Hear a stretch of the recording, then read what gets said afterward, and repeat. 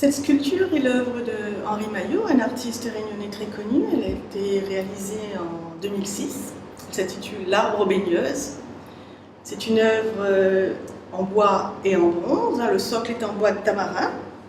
Sa forme conique rappelle, c'est quasiment la signature de l'artiste, le cône de l'île de la Réunion. Et la partie supérieure est en bronze. Le ramage se termine par des corps de femmes, pulpeuses, légères. Elles sont en liberté, complètement épanouies. Il est vrai qu'il me paraissait normal que l'auteur, Cézanne, l'auteur des baigneuses, aux formes géométrisées, ait inspiré un sculpteur. Les baigneuses sont un thème récurrent dans l'œuvre de Henri Maillot. Il a réalisé pour le musée Atelier de Cézanne les récréations des baigneuses. Il a ensuite réalisé aussi une œuvre très connue, la Vénus aux livres, qui est une baigneuse. C'est un trophée de jeu télévisé.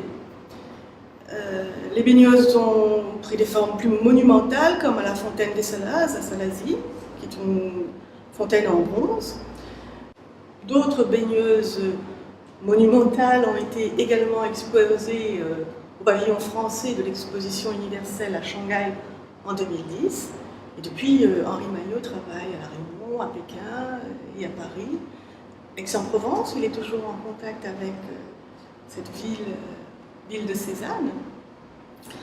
Et on peut dire que cette œuvre concentre en elle ces deux passions, La Réunion et Cézanne.